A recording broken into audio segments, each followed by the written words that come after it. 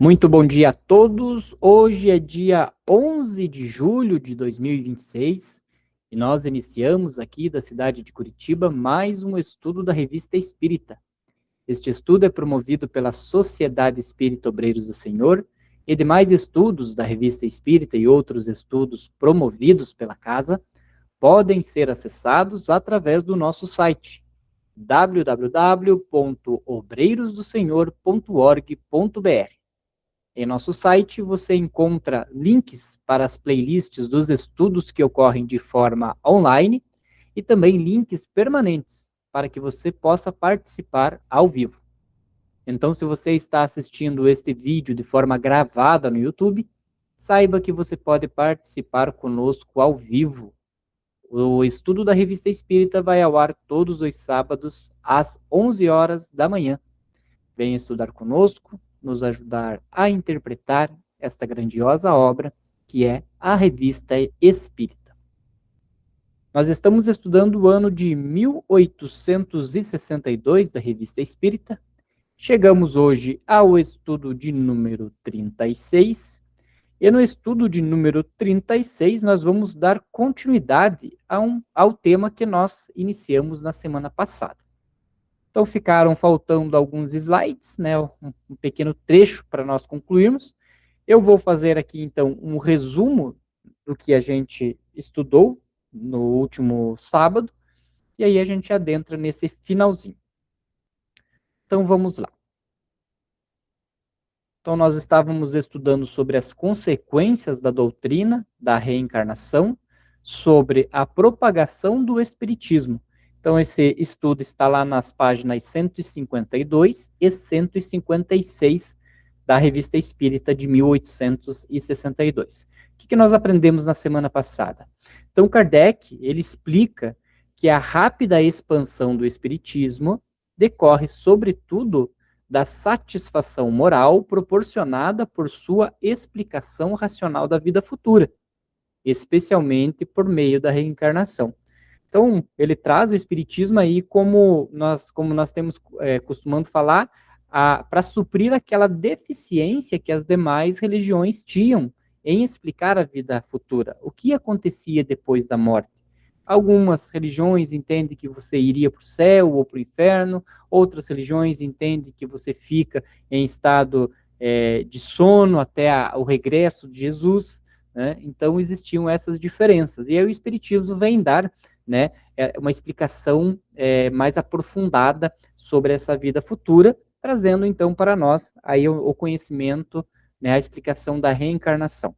Então, enquanto muitas crenças apresentam o além de forma vaga ou exigem fé cega, o Espiritismo apoia-se nos fatos das manifestações espíritas e convida ao exame, à comparação e ao julgamento. Então, Kardec ele deixa claro que ele não quer, né, que você acredite no Espiritismo de forma cega, mas que você estude, que você compreenda o que ali está sendo escrito, para que a sua fé seja uma fé raciocinada.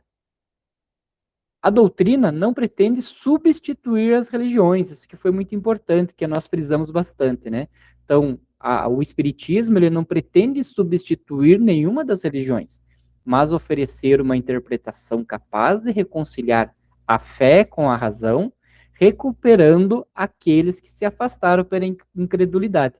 Então, esse é um tema bem interessante, né? É um jargão, vamos dizer assim, no Espiritismo, que nós temos como conhecimento que o Espiritismo, ele não é a religião do futuro, mas ele deve ser o futuro de todas as religiões. Mesmo porque nós não encaramos o Espiritismo como uma religião, e sim como uma doutrina, né, filosófica, científica, com cunho baseado na religião.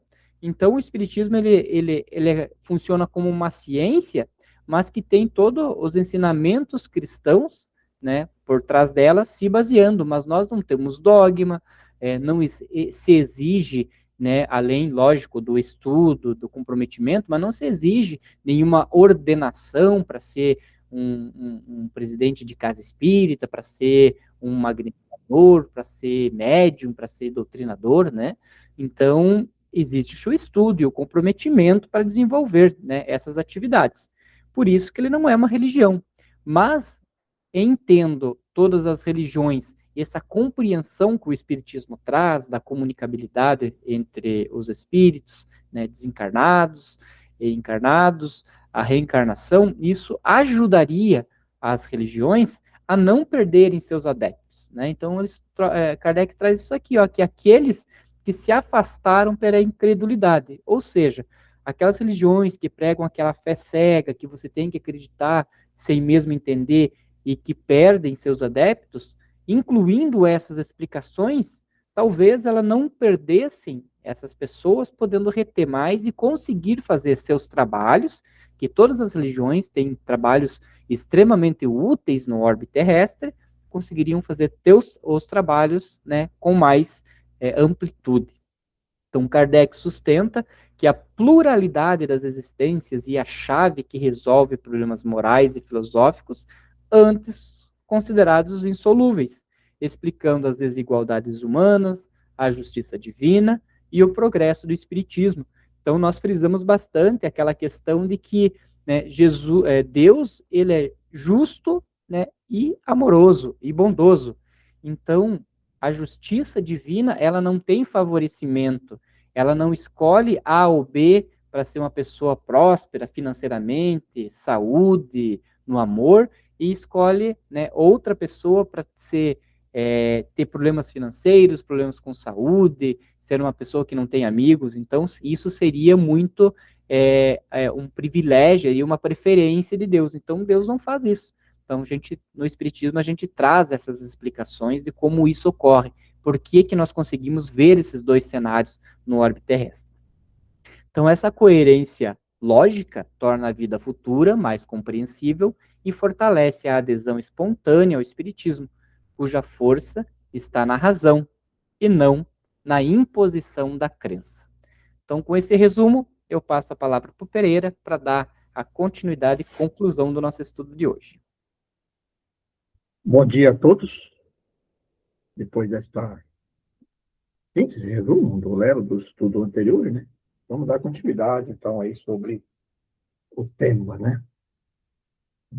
Aí o Kardec continua. Ela concilia todos os acontecimentos da vida com a justiça e a bondade de Deus. Daí, porque os que haviam chegado a duvidar dessa justiça e dessa bondade, agora reconhecem o dedo da providência, onde tinham ignorado. Efetivamente, sem reencarnação, a que atribuir as ideias inatas? Como justificar o idiotismo, o cretinismo, a selvageria, ao lado do gênio e da civilização? A profunda miséria de um, ao lado da felicidade de outro? As mortes prematuras e tantas outras coisas? Do ponto de vista religioso, certos dogmas, como o do pecado original, o da queda dos anjos, a eternidade das penas, a ressurreição da carne, etc., encontram nesse princípio uma interpretação racional, levando à aceitação do seu espírito, justamente por aqueles que repeliam a lei. Muito bom. Muito bom. Então, ali ele, né, deu uma aprofundada ali no resumo que eu fiz, e é justamente isso, né? Porque a reencarnação, além dela explicar, né, essa questão aí das mazelas da sociedade, né, a questão selvageria, a questão, né, das barbáries, até mesmo das questões dos infortúnios que acontecem às vezes, né? Por exemplo, tem um estudo na Revista Espírita aqui, que ele fala de quando do desencarne coletivo, né? Então, aos olhos de quem vê fora, eles observa-se, foi uma calamidade do que aconteceu, né, mas tem toda uma explicação espírita do porquê daquele desencarno coletivo, por exemplo, na queda de um avião, por exemplo, mas ele também traz essas questões, né, porque a reencarnação ela explica aquelas questões das ideias inatas. Nós vemos, né, que crianças, às vezes, muito jovens ainda na idade, ali com 4, 5 anos, né, conseguem, às vezes, ter um discernimento, um conhecimento que não teria como ela ter adquirido isso, já que ela tem apenas 4 anos. Então, ela já nasceu com esse conhecimento. De igual forma, como pode acontecer de uma criança ter ideia inata, pode acontecer da criança ter uma inclinação voltada a coisas ruins, né? Por quê? Porque se as coisas boas vêm com o espírito, as tendências más também vêm com o espírito. E aí a importância dos pais, enquanto as crianças estão ali sobre a sua tutela, né? Que eles são mais suscetíveis às orientações, às mudanças, fazer, né? Incentivar cada vez mais as ideias boas, né? E tentar corrigir essas tendências más das crianças. Para quê? Para que o espírito que está tendo a oportunidade de uma nova reencarnação e de uma nova melhoria, ter nessa base, né, nessa base infantil dele, já a orientação correta para seguir a sua vida, né, aí com um pouco de base para a sua melhoria. Óbvio que ao chegar ali na idade dos 14, 15 anos, que é uma mudança bem drástica que nós vemos, né, quando entra na adolescência, ele começa a tomar suas decisões próprias, mas a partir do momento que ele tem uma base boa disso aí, ele vai, né, conseguir ali, talvez, recuperar, né, e corrigir os seus erros de vida passada. E aí fica até a crítica, hoje, nesse mundo tão liberal que nós estamos, né, aquelas questões de, eu não vou, não vou por exemplo, definir o sexo da minha criança porque é ela que tem que escolher. Mas como assim uma criança ela tem que escolher o sexo? Né? Ela é uma criança, ela nasceu biologicamente de uma forma, né? E se você incutir, né, por exemplo, na cabeça de uma criança que ela tem que decidir o sexo, mas ela viver num ambiente influenciada por A ou B, seja, né, ou do sexo feminino ou do sexo masculino, ela vai tender por aquilo lá, porque ela é uma esponja, ela está aprendendo com aquilo lá, né? Da mesma forma, né, pode acontecer numa família, né, comum, na família tradicional, do pai, da mãe, do homem e da mulher, daquela criança que reencarna, mesmo com todo o conhecimento, ela ter, né, essa tendência a isso, e isso explica também a questão da reencarnação. Por quê? Porque o espírito em si, ele não tem sexo, né? O que tem sexo é o corpo, e às vezes o espírito que retorna ao corpo, ele viveu muitas vezes, por exemplo, num sexo diferente, e ele traz essa lembrança.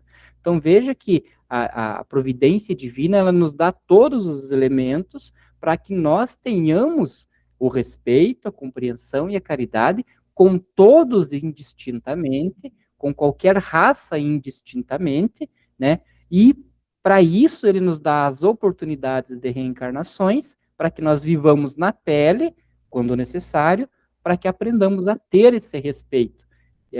Então é importante das pessoas que estão em convívio ajudar, né, aos que estão reencarnando, né, de tempos em tempos ali, as crianças que estão vindo nessa orientação, né, Pedro? Bacana, é importante, assim, e o que a gente destaca, assim, digamos assim, o aprofundamento e a repetição do Kardec vem colocando, né, sobre essa questão da pluralidade das existências, né. Você destacou muito bem ali, inclusive no resumo do estudo passado, que nós debatemos bastante, conversamos bastante muito isso, sobre a questão, assim, da justiça divina, né, e aqui o texto coloca isso também, e você destacou até lá. Se nós tirarmos a pluralidade da existência, as reencarnações, então acabou a justiça divina, né? E o Kardec vem repetindo e colocando de outra maneira, inclusive aquilo que você destacou, inclusive, que está no resumo que nós falamos na tema passada. O objetivo aqui é que cada um analise isso, né? Se você conseguir uma resposta religiosa, filosófica, digamos assim, que nos convença, que mostra mais uma racionalmente essas respostas e todas essas perguntas, perfeito, vamos entender, mas não tem, né? Se você tirar a pluralidade das existências, você vai sobrar o quê? Um Deus parcial, que decide para A e para B? Não tem como, né? A alma é criada quando há reencarnação. Mas e como é que você explica tudo isso? Que ele coloca nesses textos, essas perguntas aqui, do idiotismo, do gênio e das aptidões inatas. Como que vai explicar isso? Aí vem aquela questão que ele coloca ali do pecado capital, mas não tem explicação lógica que possa que eu estou sofrendo por causa do outro, né? Então, e o Kardec é perfeito dessa maneira assim. Parece até repetitivo, né? Mas ele vai se aprofundando, colocando de outra maneira. Isso é questão da filosofia, né? Colocando outras perguntas para que a gente possa racionalizar e chegar na resposta. Aí alguém que pode estar sendo assistindo aqui diz, mas então tá, então prove racionalmente que isso faz sentido, né? Estamos todos sempre abertos a essas interpretações. Para nós, hoje, que temos estudado e acreditamos e temos certeza disso, né, da pluralidade da existência, me parece uma coisa racionalmente certa, explicada, né, que não tem outro caminho. Então, é bem bacana com a maneira que ele coloca as questões e vai repetindo, né, repetindo e aprofundando, para que nós possamos, cada vez colocando mais perguntas, para que nós possamos raciocinar, né, essa lógica da pluralidade da existência. E é interessante essa questão, né, Pereira, que a gente traz da impossibilidade da criação da alma no momento do nascimento. Então, lógico, em algum momento Deus tem que criar o espírito, né, porque o espírito ele não vai sair do nada. Então, o único que consegue, o único que possibilita a criação do espírito é Deus. Então, Deus está criando a todo tempo. Né? E isso é muito legal de você verificar, assim, também está na questão física, que é a expansão do universo, né? Então, os cientistas hoje, eles entendem bem assim, eles, até eu estava vendo uma entrevista esse tempo atrás, que ele falou que existem coisas que nem a luz, por exemplo, uma estrela que ela está tão distante, nem a luz consegue dela chegar até a Terra e nunca vai conseguir chegar até a Terra. Por quê? Porque como o universo ele continua em expansão, a proporção que ele expande é mais rápido do que a velocidade da luz e por isso ela está tentando chegar, mas está indo para mais longe, né? O universo está indo para mais longe. A Terra do lado de cá, vamos imaginar, e a luz lá do lado de lá, ele está expandindo assim, então ele não consegue chegar. Então isso prova que Deus continua criando. Deus continua criando. E aí essa questão de que a alma é criada no momento do nascimento, ela não consegue se sustentar, por quê? Porque o entendimento da maioria das religiões é que Cristo pagou por todos os nossos pecados na cruz. Mas uma alma que está surgindo agora no nascimento, qual o pecado que ela tem?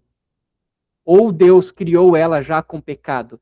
E aí, então, se Deus criou ela já com pecado, então Deus criou já um ser imperfeito, já com coisas a se corrigir.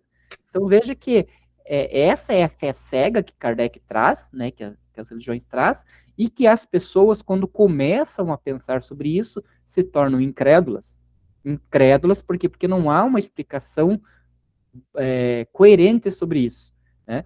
Então, Kardec traz esse aprofundamento, não querendo destruir as religiões e concretizar que o Espiritismo seja a única religião, mas que as religiões pudessem se aproveitar desse conhecimento e trazer, né, para o seu dia a dia de pregações esse conhecimento, para que elas não perdessem, né, os seus fiéis, os seus seguidores. Então essa é a esperança, né, futuramente, de que isso aconteça, né, de que as religiões futuramente abram os olhos para esses ensinamentos que não são ensinamentos espíritos, mas ensinamentos das leis divinas e possam, né, aí em conjunto ajudar toda a humanidade. Até importante também a gente destacar aqui que quando fala que Deus cria o espírito, não é porque você não está a interpretação que Deus, num certo momento, falou assim, agora eu vou criar. Não é, nós que estudamos sabemos que isso é tudo um processo evolutivo. E começa desde lá do mineral, criar uma certa consciência, vai para o vegetal, ensaiando, chega no animal, né? Já tem ali um germe, uma alma, não diria uma alma, mas um germe né, que quando desperta para o mundo espiritual, tudo é um processo, não é uma coisa assim do estado para dentro, agora vou criar tantos espíritos e está criando. O espírito se desperta depois de passar por todas essas experiências. Então, todos nós passamos por essas experiências. Nessas outras, às vezes, inconsciente ainda, não tinha noção nenhuma de raciocínio, até no despertar a nossa consciência com a alma como ser humano, né? Aí sim, aí nós temos o livre-arbítrio e temos aí a conscientização, e mesmo assim é um processo evolutivo e mundo bem primitivo, onde pouco a pouco nós vamos adquirindo a nossa consciência, né? Simples, ignorante, e aí, de acordo com as nossas experiências terrenas e várias passagens do mundo, nós vamos evoluindo para chegar ao que nós somos hoje. Então, também é bom ficar claro isso, porque não depende da pessoa assim, vamos criar espírito, então, vamos criar agora um espírito. Claro, ninguém está querendo colocar aqui a capacidade de Deus, não é isso que eu estou falando, mas tudo esse leite que a gente colocou desde a começa, desde do germe lá que cria os mundos, e vai criando o mineral, e ali já começa o germe, já vai indo, vai evoluindo para chegar à reencarnação, provavelmente dita, como ser humano, né? Que aí sim existe já uma alma com livre-arbítrio, onde que nós vamos evoluindo. Perfeito. E só complementando, então, é importante essa explicação do Pereira, porque a gente sempre fala que Deus não revoga suas próprias leis. Então, ele poderia criar um espírito sem ter que passar por toda essa evolução? Poderia. Ele é Deus, ele é onipotente. Se ele não pudesse, ele não seria onipotente. Mas por que ele revogaria suas leis? Né? Então, ele já existe essa lei da evolução, e essa compreensão espírita é uma bela explicação ali para a teoria da evolução de Darwin, né? Só que Darwin ele consegue ver um pequeno recorte ali do humano, desde a saída, vamos dizer assim, do macaco até a se tornar o homem, né? Só Kardec consegue ver só esse trecho. Não, no Espiritismo ele traz toda uma evolução, desde o mineral até o homem, né? Até chegar, né, no homem. Passou pelo animal? Passou. Então quer dizer que saiu do macaco, já veio para o homem? Não é assim que funciona. Não é abrupta a mudança, né? E aqui nós estamos falando de espírito, não estamos falando de corpo material, né? Então, o espírito que ali habita, a partir do momento que ele tiver já a condição de ter essa individualidade, ele vai ter um corpo preparado para ele utilizar essa individualidade que ele adquiriu enquanto espírito para continuar a sua evolução. E é por isso que existem todos os mundos primitivos, para que o homem ali, nos homens das cavernas e tudo mais, que hoje no planeta Terra já não existe, mas que possivelmente exista em outros planetas ainda primitivos.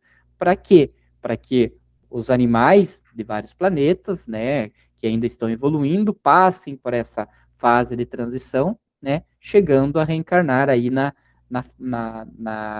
condição hominal, né, humana da sua evolução. Bem interessante. Então veja que esses são explicações que você não encontra em outras religiões. Aqui no Espiritismo a gente fala isso abertamente, sem nenhum pudor, né, sem nenhuma entrava. Por quê? Porque o Espiritismo ele é uma ciência e não uma religião com dogmas. Já em outras religiões é um pouco difícil de você abordar isso, né? Então vamos dar continuidade ao texto de Kardec. Em resumo, o homem atual quer compreender. O princípio da reencarnação ilumina o que estava obscuro.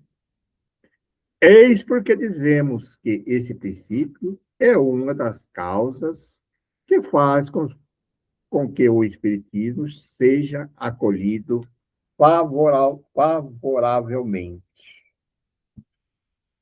Dir-se-á que a reencarnação não é necessária para crer nos espíritos em suas, em suas manifestações.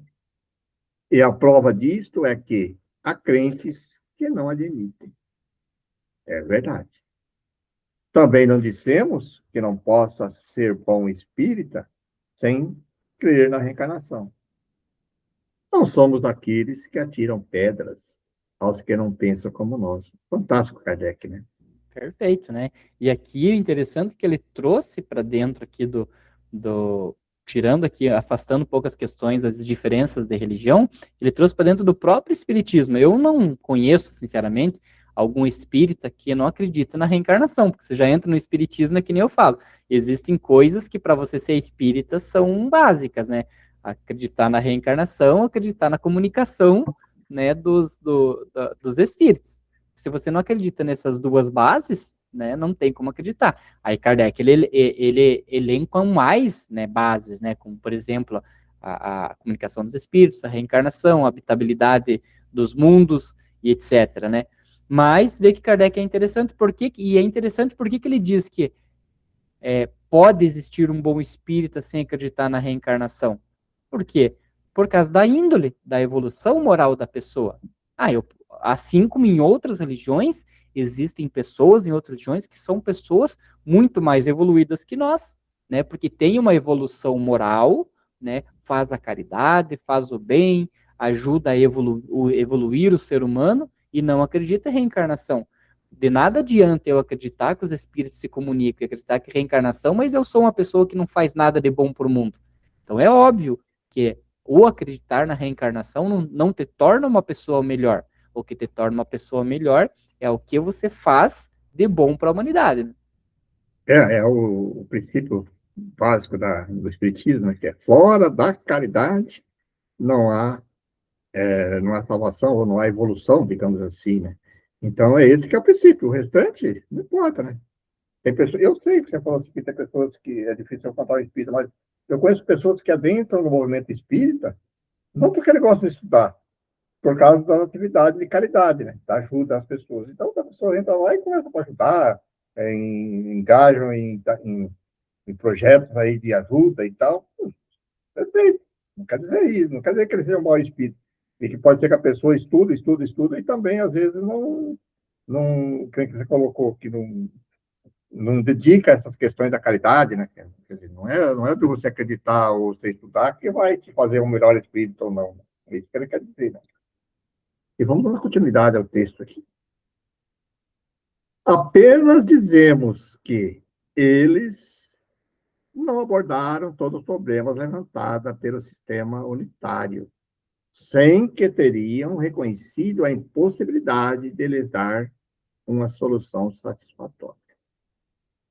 A ideia da pluralidade da existência, a princípio, foi acolhida como assombro, com desconfiança. Depois, pouco a pouco, as pessoas se familiarizaram com ela, à medida que reconheciam a impossibilidade de, sem ela, saírem das inúmeras dificuldades suscitadas pela psicologia e pela vida futura. Uma coisa é certa: esse sistema ganha terreno diariamente, enquanto o outro o perde.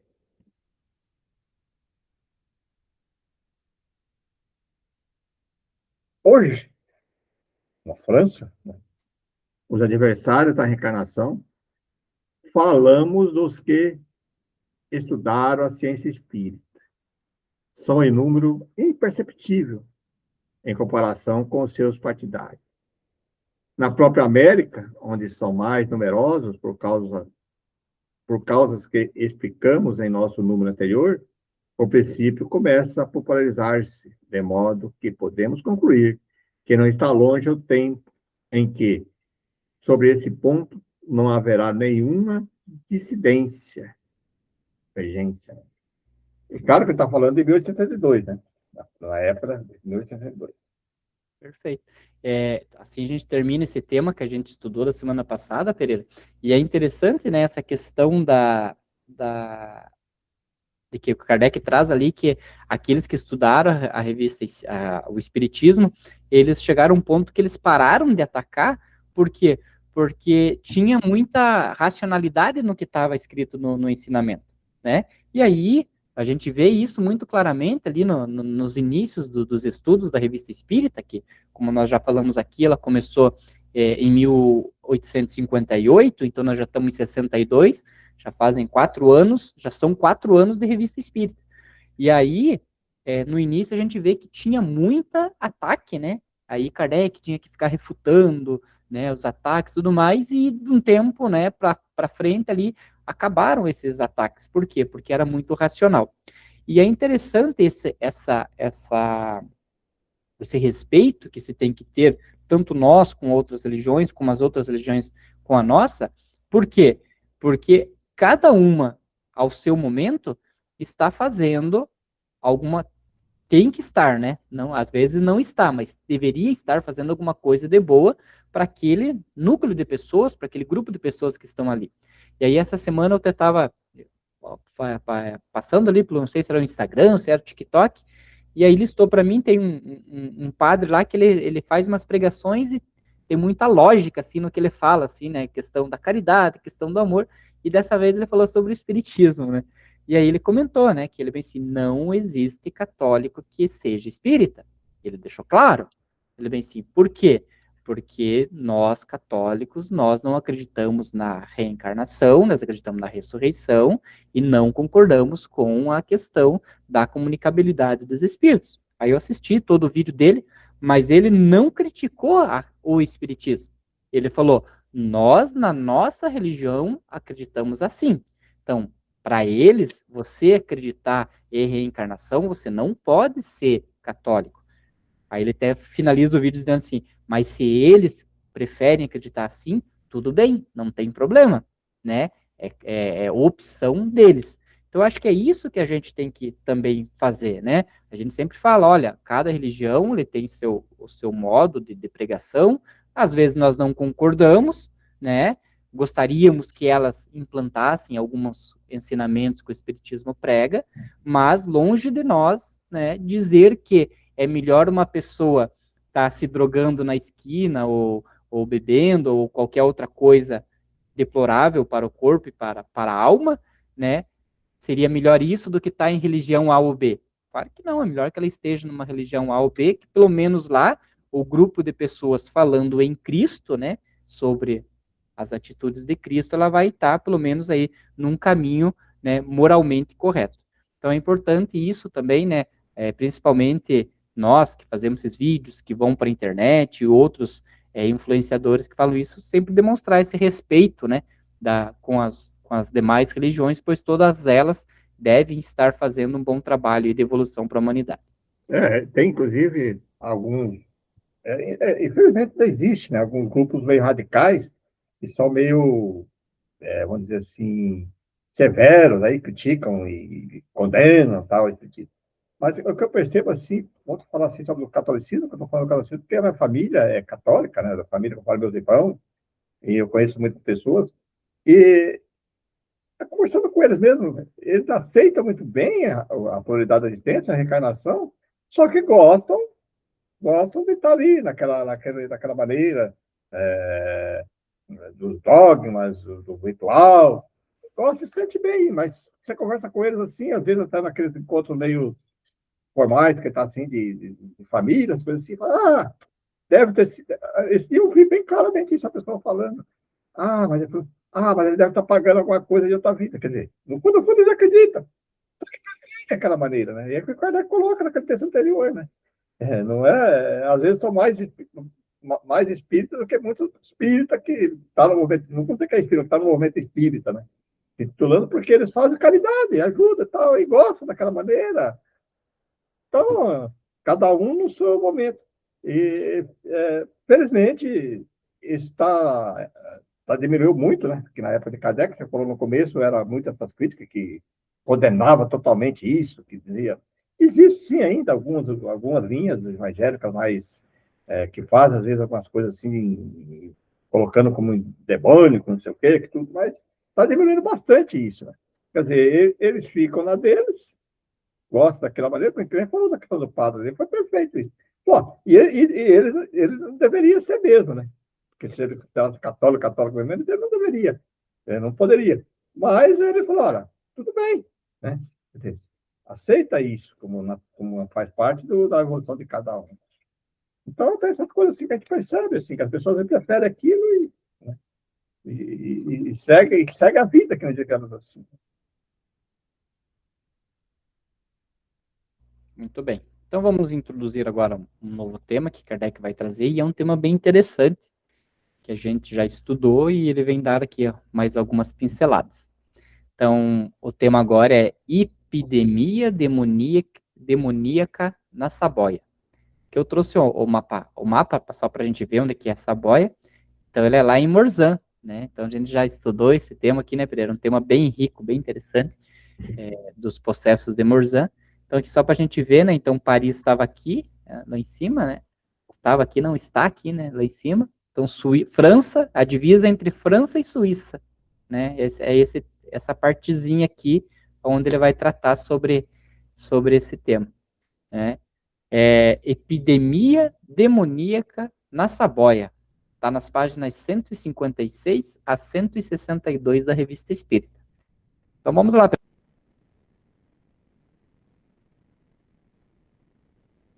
Então vamos ao texto aí de Kardec sobre esse tema, né?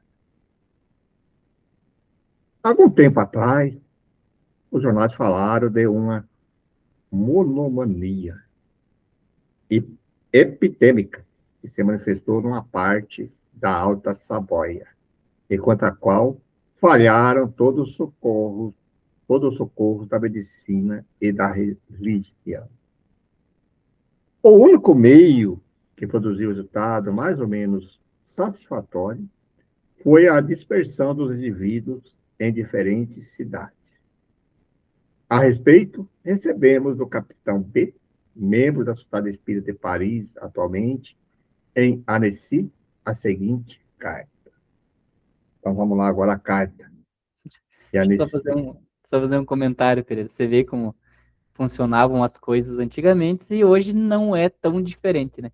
Eles estavam com uma epidemia, né?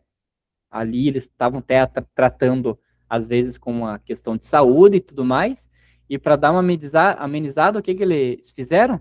Eles foram dispersando os indivíduos em diferentes cidades, mais ou menos como alguns prefeitos fazem, né, com a calamidade que a gente tem hoje de moradores de rua, né, às vezes vão lá, colocam em transporte público e acabam soltando em outras cidades, como a gente já viu em noticiários dos jornais, né?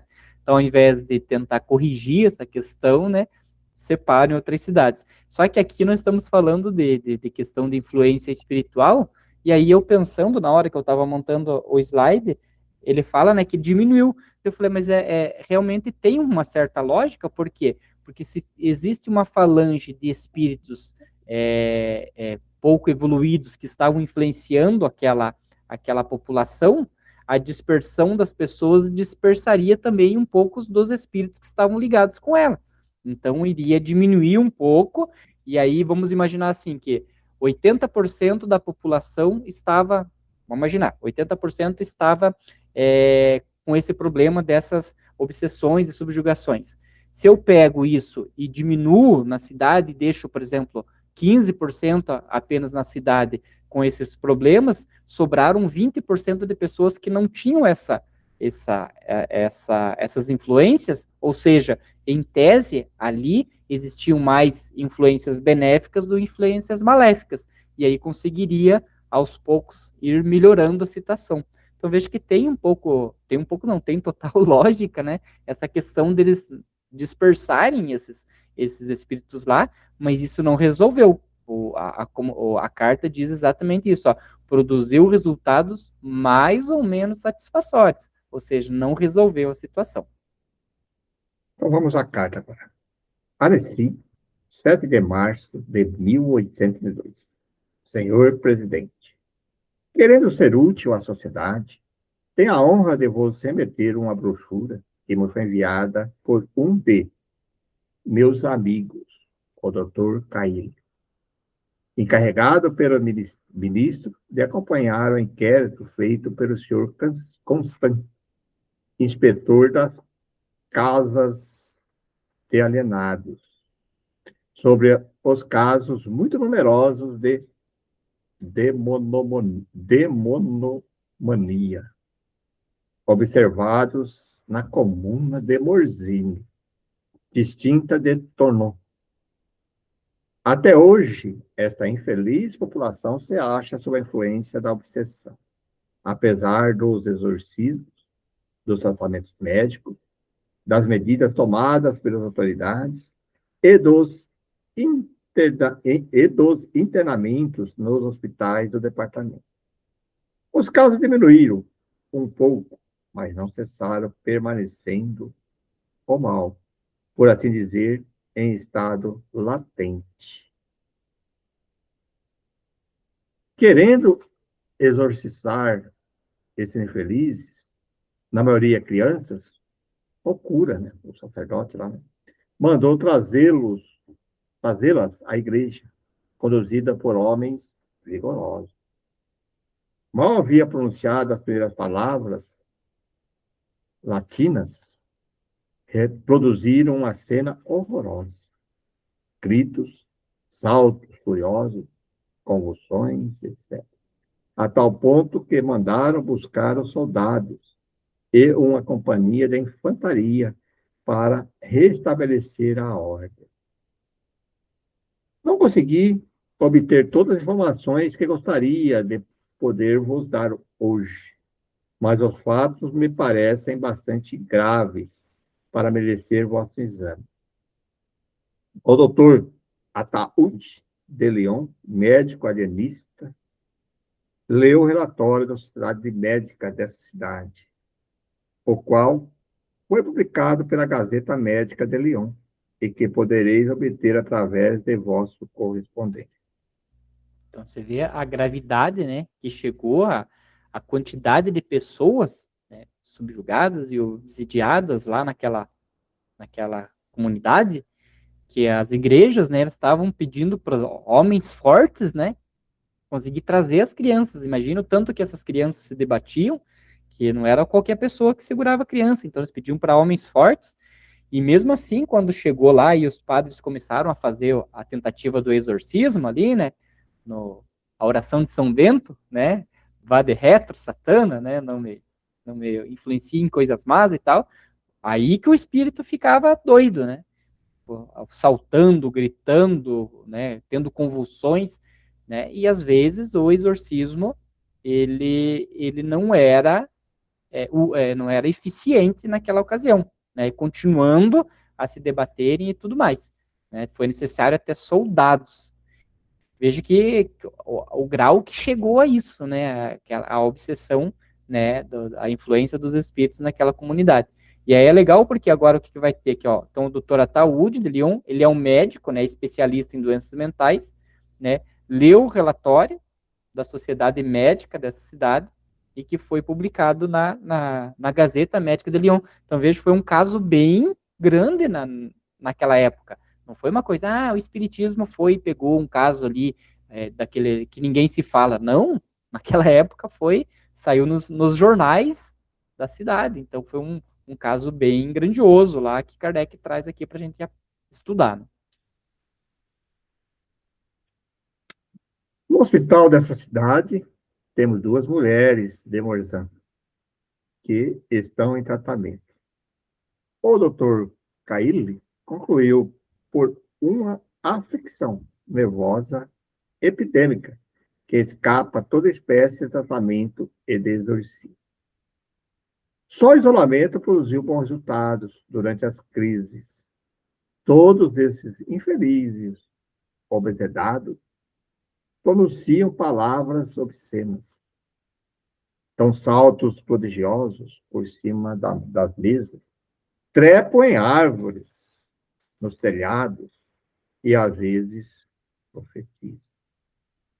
Se esses fatos se apresentaram nos séculos XVI e XVII, nos conventos e nos campos, não é menos certo que, no nosso século XIX, eles oferecem a nós, espíritas, um assunto de estudo do ponto de vista da obsessão epidêmica, generalizando-se e persistindo durante anos, pois há cerca de 5 anos o primeiro caso foi observado.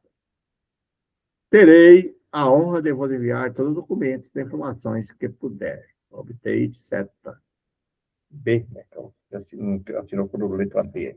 O capitão B lá que correspondeu com ele, Kardec sempre tinha essa descrição, né, de que quando, né, para não expor as pessoas, quando elas pediam, ele não colocava o nome, porque o importante realmente é o conteúdo.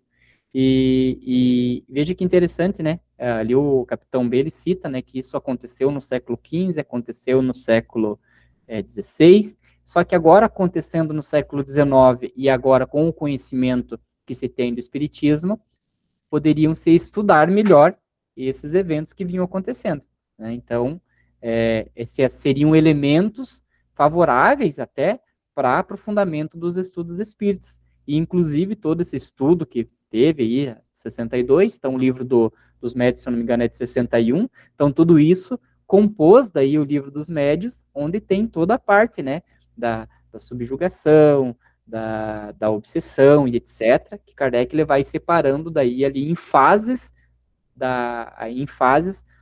como ocorre a influência do espírito no encarnado. Acho que dá para a gente ler mais essa próxima parte, Pereira. As duas publicações que se seguem nos foram dadas sobre o assunto na Sociedade Espírita de Paris, os nossos espíritos habituais. Aquele grupo de espirituais que faziam parte ali da codificação. Então, agora, entre aspas, aqui, que é os espíritos.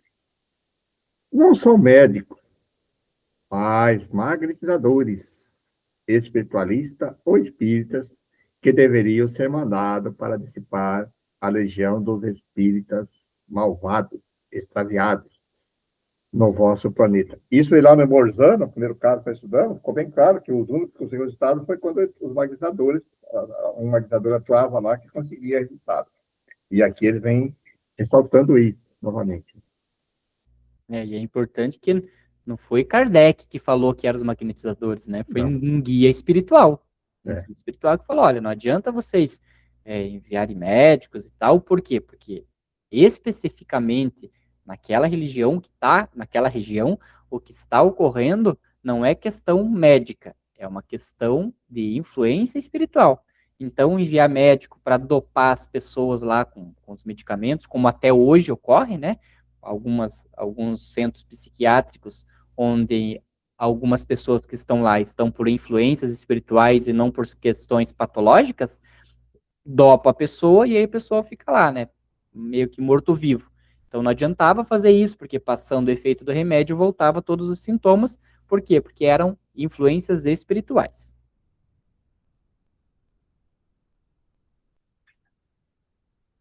Digo, continuando a comunicação do Espírito, digo extraviados, porque eles apenas passaram. Mas, por muito tempo ainda, a infeliz população sofrerá do ponto de vista moral e físico. Onde está o remédio? Perguntai. Surgirá do mal, porque os homens aterrorizados por essas manifestações acolheram com êxtase o contato benéfico dos espíritos bons que os sucederão, como a aurora sucede à noite. Essa pobre população ignorante de qualquer trabalho intelectual teria desconhecido as comunicações inteligentes dos espíritos, ou antes, nem mesmo as teria percebido. A iniciação e os males provocados por esta turba impura abrem olhos fechados e as desordens, os atos de demência não passam de um prelúdio de iniciação, porquanto todos devem participar da grande luz do Espírito. E veja que ele não é uma questão aqui, ele fala aqui dos espíritos extraviados, né? Ele fala que eles passarão, certo? Mas quando que eles passarão, né? Quando a questão moral ali das pessoas mudarem. E por eles estarem, né, numa questão moral que estão atingindo, né, que estão permitindo que esses espíritos continuem, a influência deles era tão grande devido à moral que elas afetavam inclusive a questão física. E isso a gente vê claramente naquela passagem do Evangelho, né?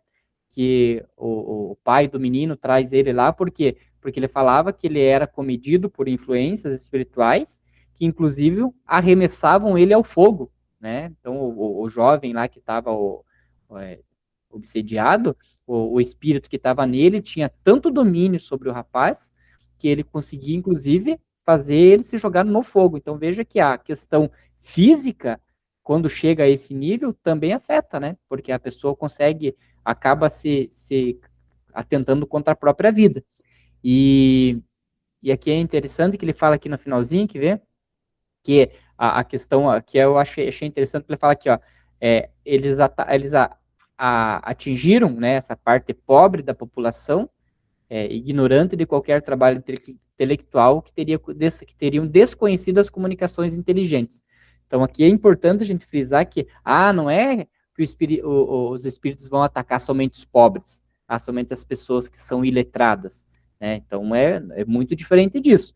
A diferença é o quê? Que quando você tem conhecimento, você consegue lutar contra algo que vem, né? Como diz lá o livro lá do Sun Tzu, né? Conhece-te a ti mesmo, né? E conhece o teu inimigo. Se você conhece a ti mesmo e conhece teu inimigo, você vai lutar as batalhas e não vai perder. Agora, se você não conhece a ti mesmo, não conhece teu inimigo, você vai perder as batalhas. Então, quando nós, hoje, espíritas, que temos esse conhecimento, né, por mais que a gente não tenha uma evolução moral, né, mas eu consigo saber que eu preciso de ajuda. Então, se eu estou tendo alguma influência, né, de espíritos maléficos ali ao meu lado, e eu tenho esse conhecimento que eu estou atraindo isso por causa da minha vibração, através desse conhecimento eu posso tomar atitudes para mudar essa vibração.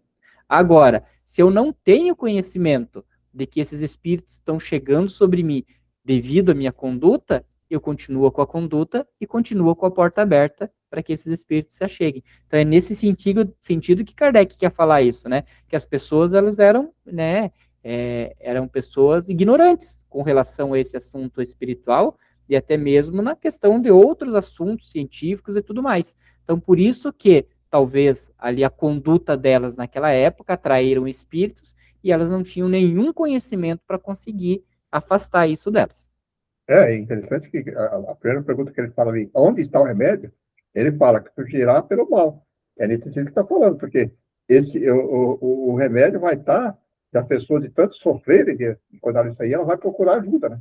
Ela vai procurar conhecimento, espiritismo vai colocar. Então, o mal que está provocando para essas pessoas, que ele falou que são ignorantes, tudo, vai fazer que as pessoas, que ele coloca lá, porquanto todos devem participar da grande luz espírita, quer dizer, vai fazer com que as pessoas procurem ajuda e procurem entender, compreender em outro rumo, né? Tem que ser só na questão da medicina, de todos aqueles trabalhos que era feito que não davam resultado, né? Então, eu achei bacana isso, né? Porque esse mal que vai fazer, essa situação toda que vai fazer que as pessoas busquem a cura definitiva, né? Vamos só terminar o trechinho do Georges aqui, né? Que é Vamos. esse espírito que está comunicando, daí a gente deixa para o próximo sábado. Continuando, ó. Não vos escandalizeis por esta maneira cruel de proceder, aquele que falou lá. Tudo tem um fim. Os sofrimentos devem fecundar, como fazem as tempestades que destroem a colheita da religião, enquanto fertilizam outro. Jorge Médio, senhora Costel. Isso aí até dá para a gente colocar assim, até na guerra. Nós sabemos que a Segunda Guerra Mundial foi terrível, tal mal. Mas após a guerra, de toda aquela maldade, todas aquelas coisas ruins, aí faz uma mudança. As pessoas começam a mudar, pensar um pouquinho mais na humanidade, criar leis que possam, né, coibir isso. Quer dizer, o mal faz aparecer a cura, né? De colocar, né? Então, às vezes, o que parece que é tão mal, no fundo, é uma oportunidade para pessoas refletirem e mudar, né? É a lei da destruição, né, Pereira? Então, a lei da destruição, ela é uma lei que impacta, né? Ele causa, assim, um grande susto, principalmente para quem não tem esse conhecimento espírita, mas ela é uma lei necessária. Isso é simples da gente observar, né? Uma árvore, por exemplo, você tem que podar ela. Se você não podar, ela não vai dar bons frutos. E o que é podar? É arrancar partes das árvores. É arrancar aquela parte dela que está não permitindo que ela dê bons frutos. Então, a lei da destruição ela é necessária, né, para a própria evolução das pessoas. E eu trago aqui até uma frase, achei interessante, uma frase que o Haroldo, ele falou esse tempo atrás, que eu estava vendo um vídeo dele, que pode até existir algumas injustiças humanas. Então, por exemplo, eu vou lá e roubo de alguém, né? Humanamente observando, é uma injustiça. Mas ele comentou, ele conclui, mas não existem injustiçados. Por quê? Porque se existissem injustiçados, quer dizer que não existia a justiça divina. Então, do ponto de vista terrestre, acontecem injustiças. Por quê? Porque quando um governo que desvia dinheiro, que faz um monte de. Me fugiu a palavra agora, mas nessa questão aí de desviar dinheiro e não mandar o dinheiro para os locais corretos, de saúde, de segurança, de educação, né? Com aquele povo, esse governo está sendo injusto, né? Mas ao ponto de vista divino, será que está sendo injustiçado? Ou é a oportunidade daquele povo, né? Ter a consciência, fazer a mudança de comportamento, até mesmo a mudança de opção de voto, para que as coisas mudem, né? Então veja que é importante sempre avaliarmos a condição que estamos e aquilo que nós precisamos melhorar para sair da condição que estamos, né, Pereira? Perfeito. E é isso. Aí, meus amigos, minhas amigas, meus colegas que nos acompanham, mais um tema aí para reflexão. Hoje nós concluímos um tema anterior e entramos no outro tema, mas são todos temas que fazem sempre nos levar à importância do estudo, da nossa reflexão. Aí, estudem, analisem, continue estudando, sempre incentiva as pessoas. Se tem alguma, que nem Kardec sempre coloca, os espíritos colocam, talvez a pessoa é contra, não concorda, tudo bem. Se tiver alguma coisa que possa ter, racionalmente falando, ser contestada, vamos contestar junto, vamos analisar. Mas participe disso. Esse é o convite que sempre fazemos nos nossos finais, o convite ao estudo. Mas também temos muito agradecer a Deus por essas oportunidades que nos dá de conhecimento, de aprendizado. Obrigado dele. Principalmente, é repetitivo, mas principalmente por esta experiência que estamos tendo agora, onde estamos podendo aprofundar um pouquinho mais sobre o Espiritismo, sobre a pluralidade das existências. Muito obrigado. Nossa gratidão e amor ao nosso Mestre Jesus, pelo Evangelho, que nos guia, nos orienta, para que conseguimos evoluir. A nossa gratidão e amor a todos os amigos espirituais que nos acompanham, nosso querido benfeitor, mentor espiritual, nosso guia, aos amigos que simpatizam conosco, aqueles amigos, familiares, obrigado por toda a compreensão, principalmente nesses momentos de muitas perturbações. Sentir a presença desses amigos nos dá muito força e coragem para prosseguir. E a todos que nos ouvem, nos vídeos gravados, desejando muita força, muita paz, muita coragem para enfrentar as dificuldades.